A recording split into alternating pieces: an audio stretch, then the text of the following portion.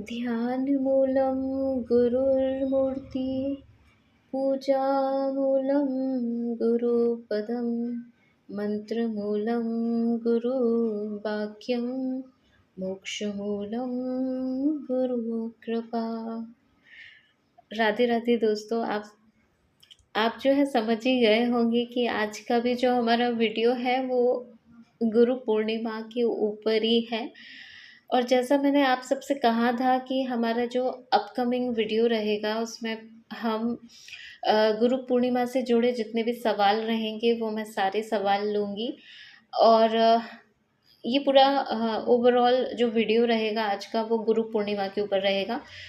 गुरुदेव से रिलेटेड जितने भी सवाल रहेंगे, गुरु पूर्णिमा से रिलेटेड जितने भी सवाल रहेंगे, वो सारे ही इस वीडियो के माध्यम से मैं आपके साथ शेयर करूँगी। ये आप क्या करिएगा, आप स्किप मत करिएगा, पूरा वीडियो सुनिएगा, क्योंकि आपके मन में गुरु दीक्षा, गुरुदेव और इन सब को लेके जो भी आपके मन में सवाल चल रहे होंगे, कहीं ना कहीं आपके सारे सवालों के जवाब इस वीडियो में मिल जाएंगे।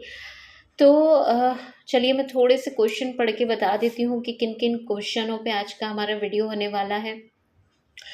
गुरु कौन होते हैं, अच्छे गुरु के लक्षण क्या हैं, गुरु बनाने से पहले उनमें हम क्या देखें, गुरु हमारी लाइफ में क्यों होना चाहिए, गुरु और ईश्वर में कोई भेद है क्या, और इसके बाद है गुरु मंत्र।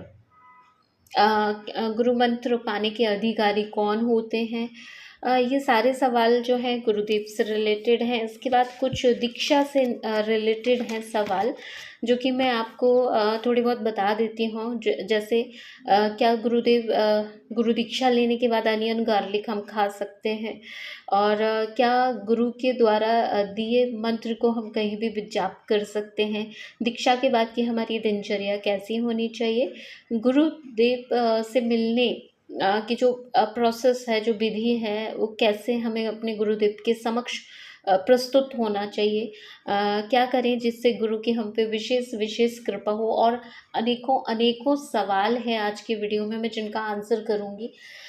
तो चलिए सबसे पहले, क्योंकि वीडियो बहुत लेंदी होने वाला है और आपको पेशेंसली जो है इस वीडियो को सुनना होगा, तो चलिए हम बिना देरी करे एक एक सवाल लेते हैं। और जो हमारा सबसे पहले जो 2 सवाल हैं उन्हीं पे मैं चर्चा करूँगी अभी। तो गुरु कौन होते हैं और एक अच्छे गुरु के लक्षण क्या है। तो देखिए, चलिए देखिए, गुरु वो होते हैं जो गुरु वो होते हैं जो आपको खुद से जोड़कर, आपकी बाह पकड़कर गोविंद के चरणों में जाके छोड़ देते हैं।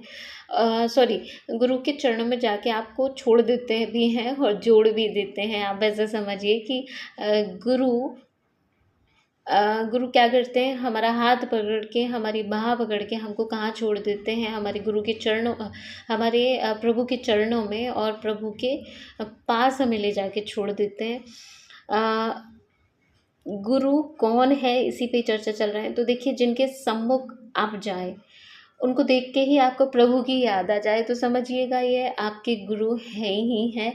और इनमें कहीं ना कहीं एक गुरु के लक्षण हैं, जिनके सम्मुख होते ही आपको प्रभु रह रह के याद आ सके।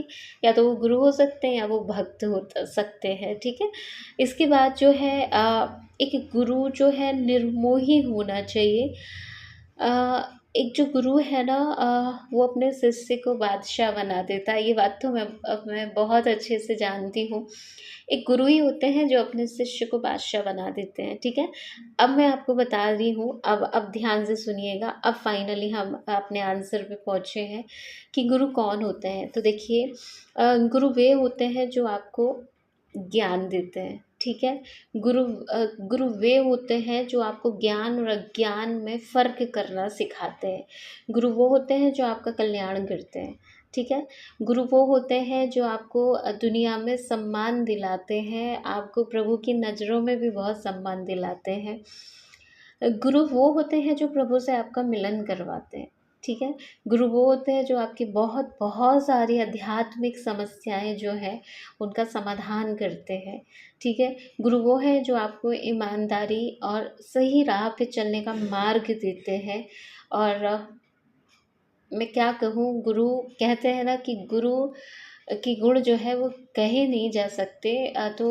ये वीडियो बनाने से पहले मेरे हाथ पैर काँप रहे थे, मैं सच बता दूँ। गुरु के ना कोई गुण गा सकता है, ना गुरु की कोई महिमा गा सकता है, गुरु की महिमा गाई नहीं जा सकती।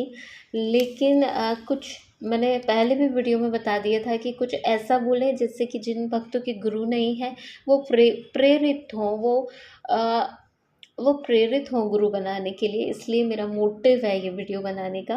वैसे तो गुरु महिमा कही नहीं जाती, तो ठीक है। ये है कि और गुरु वे होते हैं जिनसे क्या होता है, गुरु के सानिध्य में आप गुरु के सानिध्य में आके सबसे पहले जो आप में कोई सुधार होता है वो आपके कैरेक्टर में होता है। यानी आप किसी गलत जगह पे अपना टाइम वेस्ट कर रहे हैं, किसी गलत जगह पे आप लगे हुए हैं, तो वहाँ से आपका मन हट के श्री गुरु के चरणों में लगता है और आपको मार्गदर्शन देते हैं गुरुदेव। सही गलत का फ़र्क सिखाते हैं, अनेकों अनेकों बातें हैं। मैं पूरा वीडियो में भी गुरु महिमा बोलती रहूँ तो वो कम पड़ जाएगी। अब थोड़ा और बोलूँगी। गुरु गुरु वो हैं जो आपको जो है बहुत सारे जंजालों से मुक्त करा देते हैं। जैसे कि मैं आपको थोड़ा सा एग्जांपल दूंगी कि जैसे कोई किसी को हथकड़ियाँ लगी हैं, और उसकी हथकड़ी कौन खोल सकता है? उसकी हथकड़ी वही खोल सकता है जो खुद स्वतंत्र है, ठीक है? वही छोड़ पाएगा ना। जैसे आप कहीं पे बंधे हो, आपके हाथों में कहीं पे रस्सी बंधी है, तो आप जो है जो स्वतंत्र घूम रहा होगा वही आपकी आके रस्सी खोलेगा ना। तो कहने का मतलब है कि अभी हमारे हाथ बंधे हुए हैं, हमें बहुत सारी चीज़ों से हम बंधन में हैं, बंधे हुए हैं। गुरु आते हैं हमारे, वो हाथों की रस्सियाँ खोलते हैं, यानी गुरु स्वतंत्र हैं, इसलिए वो हमें मुक्त कराने की सामर्थ्य रखते हैं, ठीक है, सारे जंजालों से। गुरु हमें गोविंद से मिलाते हैं। गुरु हमें गुरु हमें जो है ये बताते हैं कि इस दुनिया में अगर आपका सच्चा कोई है तो वो गोविंद है, सिर्फ गोविंद है। और गुरु के आते ही जो है क्या होता है, आपके जीवन में जो है एक बहार आ जाती है, एक उमंग आ जाती है, जिसको देखकर आंखें कैसी होती हैं, डबडबाने लगती हैं। अब आप कहेंगे भैया डबडबाने का मतलब क्या है? जिसको देखकर आपको बस सीधा सरल बात है कि जिसको देखकर आपको प्रभु याद आ जाए, वो आपके गुरु हैं। मन आपका जो है गदगद होने लगता है और जीवन में जो है खुशियाँ भर जाती हैं जब गुरु आपकी लाइफ में आते हैं। और जो है गुरु हमारे हमेशा मार्ग हमें बताते हैं, एक सच्ची राह देते हैं। इसके बाद एक और जो मैंने पर्सनली एक बात जो मैंने फ़ील की है, वो वही बात मैं आपके साथ शेयर करना चाहूँगी कि अ, आपकी लाइफ में कितनी भी कठिन परिस्थितियाँ हो, विषम परिस्थितियाँ हो, आपकी लाइफ जो है उथल-पुथल हो गई हो, कोई कहीं सहारा नहीं रहा हो, लेकिन जब आपकी लाइफ में गुरु होते हैं तो आपके पास एक पावर होती है, आपके पास एक हिम्मत होती है। आपका मन ये बात आपको बार-बार रियलाइज़ करवाता है कि आपके सर पे किसी का हाथ है, आपको घबराने की कोई ज़रूरत नहीं है। तो गुरु के होने से आपकी जो इनसिक्योरिटीज़ हैं लाइफ को लेके, बहुत सारी चीज़ों को लेके वो दूर होती है। ये मैं डैम श्योर आपसे कह सकती हूँ कि आपकी लाइफ की जितनी भी सारी इनसिक्योरिटीज़ हैं वो ख़त्म होने लगती हैं अगर गुरु आपकी लाइफ में है तो। तो चलिए, ये तो हुई गुरु महिमा। अब एक अच्छे गुरु के लक्षण क्या हैं, गुरु कैसे होना चाहिए, ठीक है? वैसे तो देखिए, मैंने पहले भी कह दिया है, गुरु महिमा कही ना जाए, लेकिन फिर भी आप कैसे पहचाने हैं कि ये गुरु हैं, ठीक है? तो गुरु जो होते हैं ना, वो ज्ञानवाद होते हैं, यानी कोई भी ऐसे गुरु नहीं होंगे जिनको ज्ञान ना हो। इसके हमेशा एक्सेप्शंस रहते हैं ना, तो एक एक्सेप्शंस भी है गुरु के, बहुत सारे ऐसे एक्सपेक्शंस भी हैं जो ज्ञानी नहीं थे लेकिन वे गुरु हुए सच्चे। तो वो मैं किसी आने वाले वीडियो में शेयर करूँगी, बहुत प्यारी प्यारी छोटी छोटी सी स्टोरीज़ हैं, मैं शेयर करूँगी। लेकिन अभी तो मैं ये बता रही हूँ कैसे गुरु के लक्षण क्या हैं। तो देखिए, ज्ञानवाद होना चाहिए, आपके गुरु ज्ञानी होना चाहिए, हर चीज़ का उनको ज्ञान होना चाहिए। और इसके बाद जो है निपुण होना चाहिए, हर कार्य में आपके गुरु निपुण होना चाहिए। इसके बाद जो है आपके गुरु में विनम्रता होना चाहिए, सहज सरल स्वभाव उनका होना चाहिए। आपके गुरु जो है वो एक पुण्य आत्मा होना चाहिए, मननशील हो, चिंतनशील हो आपके गुरु। आपके गुरु ऐसे हो जो हमेशा सावधान रहते हो, ठीक है। सावधानी उनका एक गुण होता है। जैसे जितने भी गुरुजनों को आपने देखा होगा, सब बहुत सावधान होते हैं, तो आपके गुरु जो है वो सावधान होने चाहिए। आपके गुरु जो है प्रसन्नचित्त होना चाहिए। कहने का मतलब जो खुद हँसेगा वही आपको हँसा सकता है। कहने का मतलब है जो खुद हर बंधन से मुक्त है वही आपको मुक्त करा सकते हैं। ये बात तो सच है। आपके गुरु जो बिल्कुल दुख सुख में सम रहते हैं, यानी उनको निर्मोही होते हैं, उनको मोह नहीं होता है।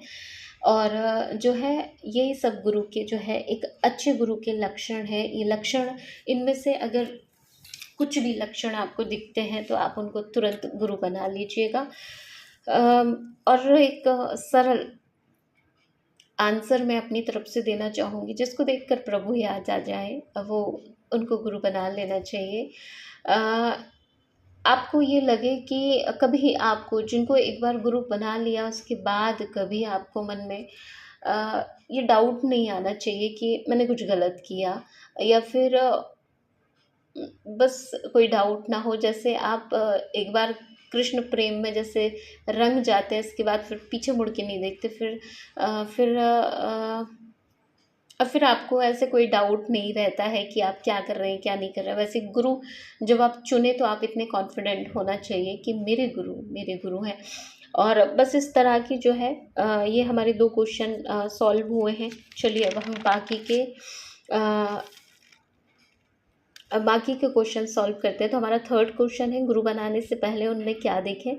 तो अभी मैंने इन सब बातों का आंसर आपको दे ही दिया है कि ये सब चीज़ें आपको देखना है कि ज्ञानी होना चाहिए, कुशल होना चाहिए, हर चीज़ हर परिस्थिति में वो कुशल हो, उनको हर सब आना चाहिए, विनम्र स्वभाव हो, पुण्य आत्मा हो, मनन चिंतनीयशील हो, सावधान हो और प्रसन्न चित्त रहने वाले गुरु। ठीक है, ये सब बातें होनी चाहिए, देखें आप। ठीक है, गुरु क्यों चाहिए? तो इसका सीधा सा आंसर अगर मैं दूं कि गुरु क्यों चाहिए, गुरु जैसे आप ये समझिएगा कि आपको कहीं पे कोई लेटर पोस्ट करना है और वो लेटर आप डायरेक्टली नहीं पहुंचा सकते उस पर्सन तक, उसके लिए आपको एक माध्यम होता ही होता है। तो क्योंकि आप जो चाहते हैं वो सेफली वहाँ तक पहुँचे जहाँ तक आपको जाना है, तो एक रास्ता होता है जिस पे से आपको गुजर के, एक कोई होते हैं जो आपको आपका हाथ पकड़ के वहाँ ले जाते हैं, आप अकेले नहीं जा सकते। तो वो गुरु होते हैं। और कल के वीडियो में मैंने आपको ये बता ही दिया था कि प्रभु खुद अपने जीव पे दया करते हैं, स्वयं से स्वयं को रचते हैं, गुरु रूप में आते हैं, फिर वो गुरु आपका हाथ पकड़ के प्रभु के दरवाजे तक छोड़ के आते हैं। तो यहाँ पे जो सवाल है वो ये है कि गुरु क्यों चाहिए? आत्म कल्याण के लिए गुरु चाहिए ही चाहिए, बिना गुरु के ज्ञान नहीं होता। ये बात आप हमेशा से सीखते आ रहे होंगे। जैसे बिना स्कूल जाए आप पढ़ाई नहीं कर सकते, आपको बहुत सारी बहुत सारी चीज़ें आप नहीं समझ सकते। जैसे आपकी पहली गुरु आपकी माँ होती है, वो भी बहुत कुछ सिखाती हैं आपको। दूसरे गुरु आपके टीचर्स होते हैं जो आपको टेक्निकल्स जो चीज़ें होती हैं उनका ज्ञान देते हैं, अनुशासन में कैसे रहना है, डिसिप्लिन सिखाते हैं। और अध्यात्म गुरु आपके वो होते हैं जो आपकी आत्मा का कल्याण करते हैं। कहने का मतलब आपको प्रभु तक पहुंचाते हैं। तो गुरु का होना बहुत ज़रूरी है। अगर आपको प्रभु तक जाना है तो गुरु का होना बहुत ज़रूरी है। और जिनको प्रभु तक नहीं जाना है, फिर वो गुरु ना ही बनाए ना भी बनाए तो भी क्या फ़र्क पड़ता है। अगर आप सच में चाहते हैं कि आपकी जो जीवात्मा है उसका कल्याण हो, कहने का मतलब ये है कि प्रभु की दी हुई लाइफ की आप रिस्पेक्ट करें, इसलिए आपको गुरु बनाना बहुत ज़रूरी है। गुरु होंगी तो ही आप अपने लाइफ की रिस्पेक्ट कर पाएंगे, अदरवाइज़ तो आपकी लाइफ में प्रॉब्लम्स आएंगी, तो आप उनको फेस नहीं कर पाएंगे। गुरु आपको बहुत हिम्मत देते हैं, ठीक है। तो इसका यही आंसर है, गुरु क्यों होना चाहिए। गुरु इसलिए होना चाहिए कि क्योंकि अध्यात्म में अगर प्रभु तक जाना है तो गुरु होना ही चाहिए। गुरु और ईश्वर में कोई भेद है क्या, ये हमारा नेक्स्ट क्वेश्चन है। तो गुरु और ईश्वर में कोई भेद नहीं है। गुरु ही ईश्वर है, ईश्वर ही गुरु हैं। जब हमारे प्रभु हम पे प्रसन्न हो जाते हैं, जैसे आप जिन भी भगवान को पूछते हैं वो आप पे प्रसन्न हो जाते हैं, तो वो सबसे पहले एक संत आपकी लाइफ में भेजते हैं। और जब संत आपको मिल जाते हैं तो ये निश्चित हो जाता है कि आपको प्रभु इसी जन्म मिलने वाले हैं, ठीक है। तो जिन जिन भक्तों की लाइफ में अभी गुरु नहीं है, तो आप सोचिएगा, आप ये बात गांठ बांध के रख लीजिएगा कि प्रभु से मिलना बहुत बहुत दूर है अभी आपका। जिनकी लाइफ में संत हैं, जिन्होंने गुरु बना लिए हैं, उनका निश्चित हो चुका है कि आप इस लाइफ में प्रभु तक पहुंचने ही वाले, इस लाइफ में नहीं तो अगली लाइफ में, किसी भी लाइफ में गुरु आपके कभी चेंज नहीं होंगे। वो सूक्ष्म रूप से हमेशा हमेशा आपके साथ रहते हैं। बहुत सारे भक्त ऐसा भी सोचते हैं कि हमारे गुरु ने शरीर छोड़ दिया है तो क्या अब हमारे साथ नहीं है। ऐसा नहीं है, गुरु हमेशा साथ रहते हैं। ऐसा कई भक्तमाल में कई भक्तों का वर्णन है जो गुरु को खुद निकुंज से आना पड़ा। इसके बाद बहुत सारे गुरुजनों को जो है अपने जहाँ वो सेवा में गए थे वहाँ से वापस आना पड़ा। सूक्ष्म रूप से गुरु हमारे, शरीर से मतलब नहीं रहता है, सूक्ष्म रूप से गुरु हमारे 24 घंटे साथ रहते हैं, ठीक है। इसके बाद जो है हाँ, गुरु और गोविंद में भेद न जानिए, ये सही है। गुरु मंत्र के अधिकारी कौन होते हैं। तो देखिए, गुरु मंत्र के अधिकारी वैसे तो देखिए हमारे गुरुजन इस पे बहुत ही थोड़ा सा डिफ़िकल्ट आंसर देते हैं। गुरु मंत्र के अधिकारी जो है वो लोग होते हैं जो गुरु कृष्ण तत्व को जानना चाहते हैं, जो प्रभु तत्व को जानना चाहते हैं, वही गुरु मंत्र के अधिकारी होते हैं।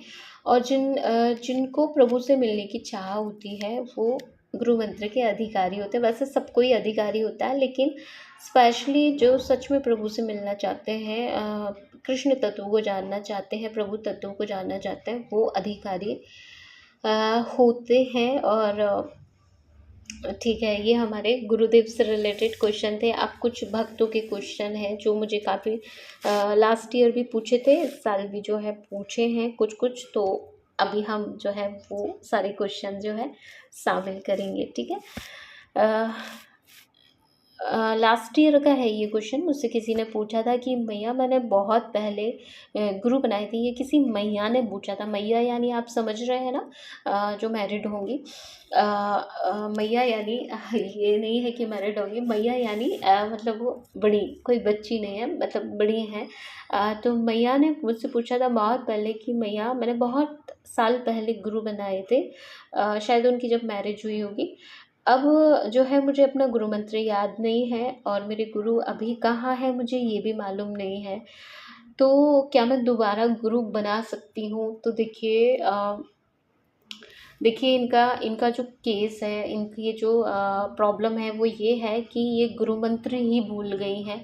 कहने का मतलब ये है कि मेरी खुद की अपनी मम्मा के साथ भी ऐसा हुआ है। जब शादी से पहले या शादी के बाद जो गुरु भाई या गुरु बनाए जाते हैं, तो उस टाइम उतना ध्यान नहीं देते सभी लोग कि क्या हमारा गुरु मंत्र था, तो भूल जाते हैं।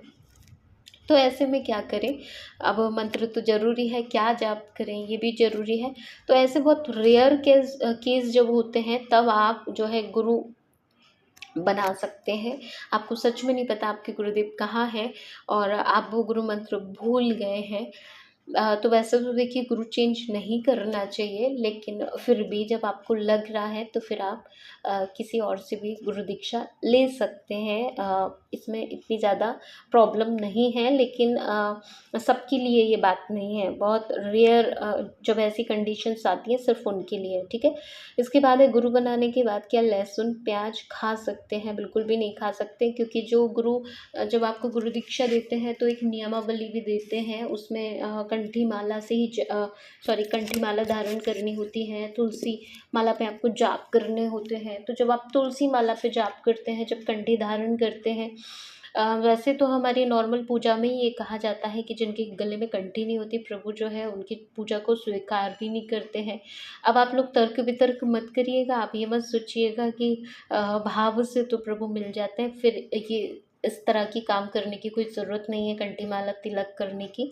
तो ऐसा नहीं है, देखिए ऐसा हमारे शास्त्रों में लिखा, अगर आप शास्त्रों की बात मानेंगे तो यही कहा है कि तिलक कंठी हो तभी हमारे प्रभु हमारी पूजा एक्सेप्ट करते हैं। तो फिर जब आपकी गुरु दीक्षा हो जाएगी तो कंठी माला तो आपके गले में बंधी जाएगी, गुरु मंत्र भी आपको मिल जाएगा, और मंत्र वाली जो आपकी माला होती है तुलसी माला वो भी मिल जाएगी। इसके बाद तो आप अनियन गार्लिक बिल्कुल बिल्कुल भी नहीं खा सकते।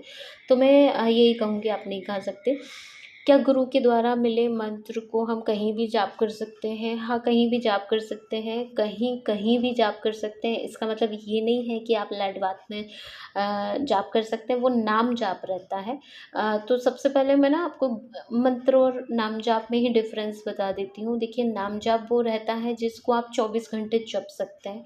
आप चाहे सो रहे हों, चाहे आप उठे हो, चाहे आप नहा रहे हो, चाहे आप शौच आदि क्रिया के लिए गए हो, चाहे आप कहीं भी हो, किसी भी कोने में हो दुनिया के, अच्छे बुरे किसी भी कंडीशन में हो, आप नाम जाप कर सकते हैं। लेकिन जो एक आसन लगा के गुरु मंत्र जाप किया जाता है, उसको आप सिर्फ़ और सिर्फ़ एक आसन लगा के ही जाप कर सकते हैं। तो जहाँ भी उसके लिए थोड़ी-सी शुद्धता, पवित्रता चाहिए। जैसे आपने स्नान आदि किया हो, अ, और आप अपने माला झोली को भी कहीं ले जा सकते हैं, गुरु मंत्र आप कहीं कहीं पर भी जाप कर सकते हैं।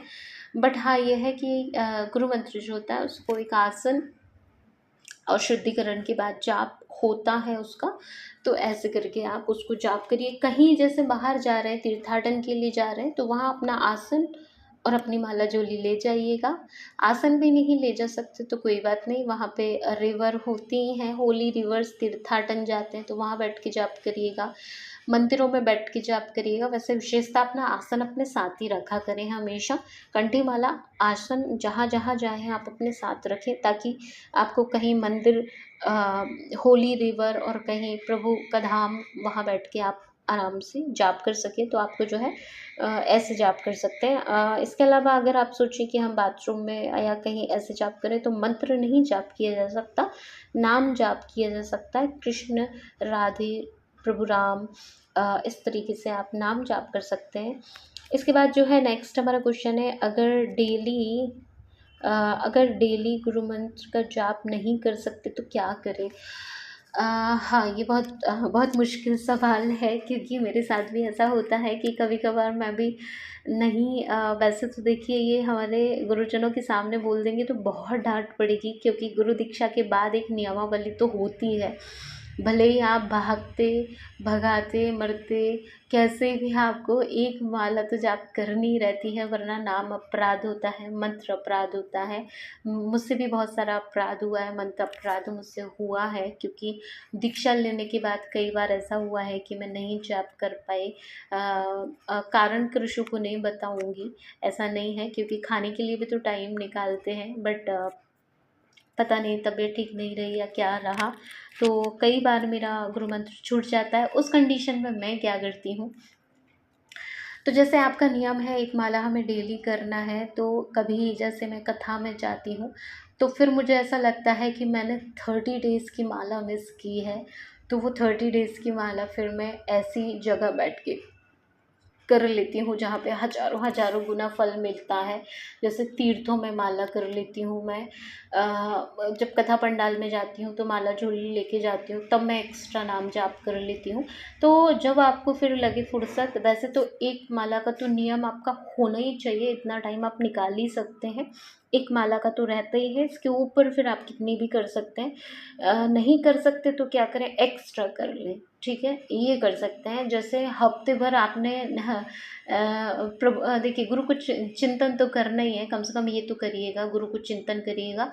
जब भी प्रभु के मंदिर में आप शीश नवाएं, जब अपने गुरु को याद कर लीजिएगा, गुरु की जो छवि है, चित्रपट है, उसको प्रणाम कर लीजिएगा। मंत्र जाप नहीं कर पा रहे किन्हीं कारणों से, तो उसका यही है, कि फिर आप हफ्ते में 1 दिन बैठिए, जितने हफ्ते मिस हो गए, जितने मंथ मिस हो गए, फिर उनका पुराना आपको जो है उसकी भरपाई करना है। तो इस तरीके से जो है आप इसको कंप्लीट कर सकते हैं। तो ऐसे करके आप कर सकते हैं। जैसे आपने 1 वीक नहीं किया है तो 1 हफ्ते का आप फिर किसी दिन बैठ के 1 हफ्ते में जैसे 7 दिन है तो आपको 7 माला ऐसे कर लीजिएगा। इस तरीके से आप उसकी भरपाई कर सकते हैं। दीक्षा के बाद दिनचर्या कैसी होना चाहिए? दीक्षा के बाद आपकी दिनचर्या एटलीस्ट ऐसी तो हो कि लोगों को दिखाने के लिए तो मैं नहीं कह सकती कि लोगों को देख के लोगों को क्या लगता है उसका मुझे नहीं पता, लेकिन आपके खुद अंतर्मन में जो है चेंजेस होने चाहिए, जिससे आपको खुद भी फील हो सके कि गुरु दीक्षा लेने से पहले मैं कैसा था और गुरु दीक्षा लेने के बाद मैं कैसी हूँ। ठीक है, तो आपको खुद अपना एनालिसिस करना है, खुद आपको पता करना है कि गुरु दीक्षा के बाद क्या डिफरेंस है और पहले की लाइफ में क्या डिफरेंस है। तो आपकी दिनचर्या कैसी हो? आपकी दिनचर्या बहुत भक्तिमय होनी चाहिए। आप कहीं भी हो, कुछ सरल चीज़ें कुछ मैं बता देती हूँ जिनसे कोई भी आपको पहचान सकता है कि आप किसी भी गुरु से जुड़े हैं। जैसे आप किसी से भी बात कर रहे हो तो प्रभु के बारे में बात करिएगा। इसके बाद जो है आपके पैर कहीं चल के जा रहे हो तो तीर्थाटन के लिए जा रहे हो, आपके हाथ अगर उठ रहे हो तो थोड़ा बहुत सेवा भाव के लिए उठे। इसके बाद जो है आपकी जिह्वा वार्तालाप करे प्रभु के बारे में। और जो स्मेल होती है, आप नासिका से जो स्मेल लेते हैं तो प्रभु के होने की जो खुशबू होती है उसको आप हमेशा फील करते रहें अपने आसपास। ठीक है, और जिह्वा जो स्वाद लेती है खाने पीने का, मतलब हमारी पांचों इंद्रियों में से जो रहता है, तो जिह्वा से आपको एक तो बोलना है, एक सॉरी जिह्वा से तो बोलना है, कानों से आपको प्रभु की कथा सुनना है। ये सब बातें आपकी लाइफ में, ये आपकी दिनचर्या होनी चाहिए। दिनचर्या में क्या करना है? एक माला गुरु मंत्र की, इसके बाद जिन भी गुरु से आप दीक्षित हैं उनका एक सत्संग आपके नियम में होना ही चाहिए, चाहे थोड़ा सुने, 5 मिनट 10 मिनट गुरुदेव की वाणी आपको सुननी ही सुननी है, ये दीक्षा नियम में होता है। और ठीक है, बाकी अपना बिहेव थोड़ा सा चेंज करना है पहले की लाइफ से बाद की लाइफ में। ठीक है, ये गुरुदेव से कैसे मिले इसकी कोई विधि होती है। गुरुदेव से जब भी आप मिलें तो बहुत सारी चीज़ों का आप ध्यान रखें। कभी भी गुरु के समान होके नहीं बैठना है, यानी गुरु के चरणों में बैठना है आपको।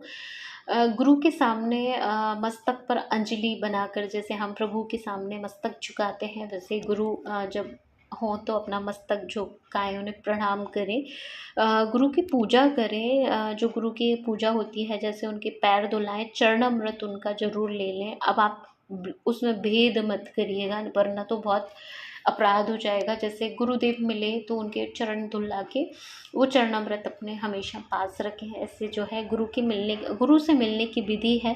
गुरु के लिए कोई उपहार ले जाए, उपहार जैसे तो हाँ, वैसे तो हमारे गुरुजन बहुत कुछ एक्सेप्ट करते नहीं हैं, लेकिन खाली हाथ कभी भी गुरु के पास ना जाएं। कुछ ले जाएं, चाहे एक पुष्प ले जाएं गुरु के लिए, लेकिन ज़रूर ले जाएं, प्रसादी ले जाएं, प्रसादी भी नहीं तो गुरुदेव के लिए कपड़े ले जाएं। जब भी उनसे भेंट हो खाली हाथ ना मिले, और कुछ भी ना बन पड़े तो कुछ पैसे तो एटलीस्ट गुरु चरणों में निवेदन करें, जिससे कि गुरुदेव से जो जुड़े लोग हैं, गुरुदेव जो सेवा कर रहे हैं, तो हम भी कुछ हाथ बटा सकें अपने गुरु का। ठीक है, तो ऐसे गुरु से मिलने की विधि होती है। कुछ भी कभी भी गुरुदेव से ऐसा बिहेव ना करें, कभी रूडली बात ना करें।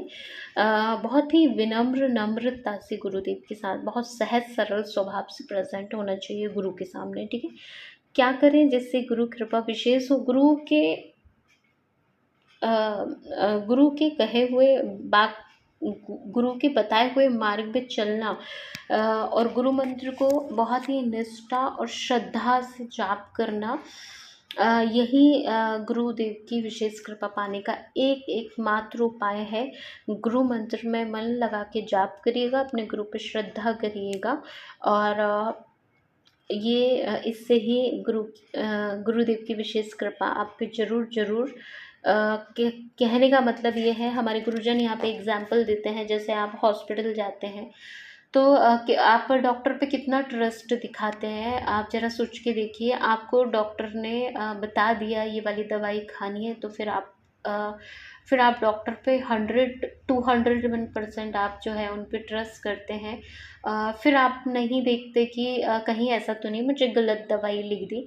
तो जैसे एक डॉक्टर पे आप इतना इतना ट्रस्ट कर लेते हैं, वैसे हमारे गुरुजन कहते हैं कि हम जब एक इंसान पे ट्रस्ट कर सकते हैं कि ये हमारे हित के लिए सोच रहा है, तो हम अपने गुरु पे क्यों नहीं ट्रस्ट कर सकते कि वो हमारे सिर्फ़ और सिर्फ़ हमारे हित के लिए सोचेंगे।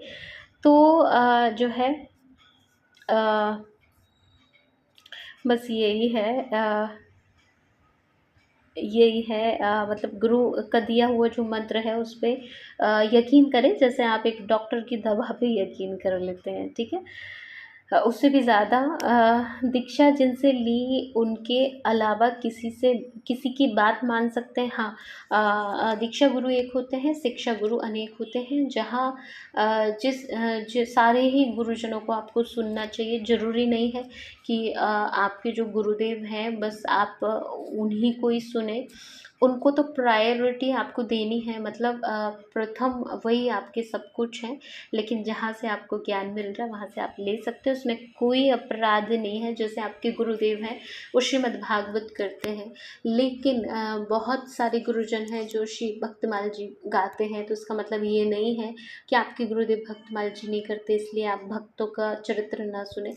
जो भक्तमाल जी करते हैं आप उनसे भक्तमाल जी सुनिए, जो श्रीमद् भागवत करते हैं, जो रामचरितमानस करते हैं, जहाँ से जो ज्ञान मिल जाए वहाँ से आप ले सकते हैं। बाकी आपके सारे शिक्षा गुरु होना चाहिए, गुरुदेव की होना चाहिए, ठीक है।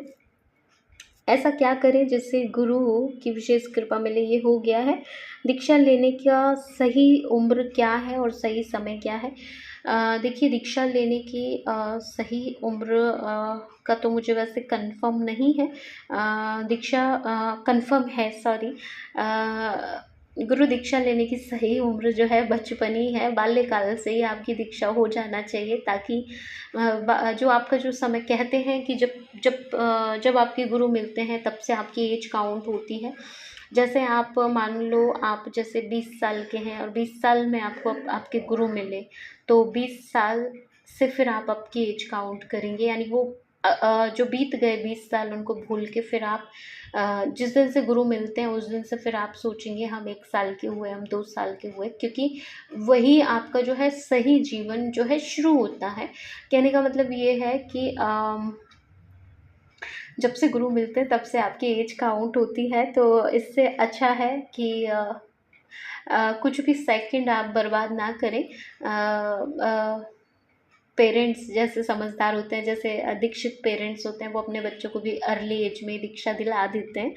तो अब धीरे धीरे ये जो है प्रॉब्लम्स जो अभी तक अज्ञान, अब कहने का मतलब अभी तक इतने अवेयर नहीं हो पा रहे थे सभी लोग, अब जो है बहुत अवेयरनेस है। तो अब ऐसा है कि जैसे आप लोग गुरु दीक्षित हैं, अब जब आपके बच्चे होंगे तो आप उनको अर्ली एज में दीक्षित कर दीजिए, ताकि उनको बचपन से ही पता रहे कि हमें किस मार्ग में जाना है, हमें प्रभु प्राप्ति करना इसी जन्म में।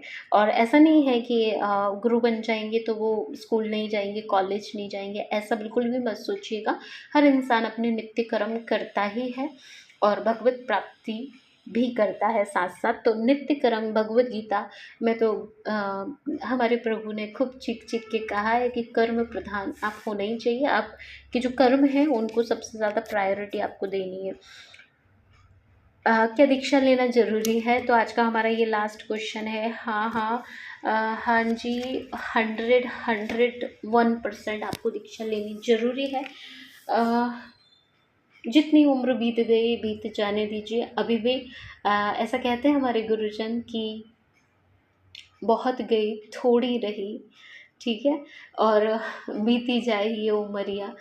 मतलब बहुत तो चली गई, बस थोड़ी रही है, जितनी भी रही है उसमें गुरु दीक्षा ले लीजिएगा। ये आज का हमारा लास्ट सवाल था। मैंने बहुत सारे क्वेश्चनों को कवर करने का सोचा है, फिर भी अगर जैसे कुछ छूट गए हैं तो अभी गुरु पूर्णिमा में टाइम है, हम और सेपरेट वीडियो भी बना सकते हैं।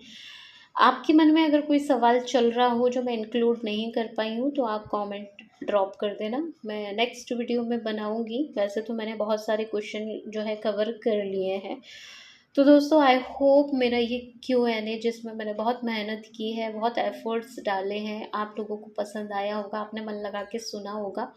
तो अभी मुझे परमिशन दीजिएगा, हम मिलेंगे अब नेक्स्ट वीडियो में। तब तक सबको शिकुंज विहारी, श्री हरिदास, राधे राधे।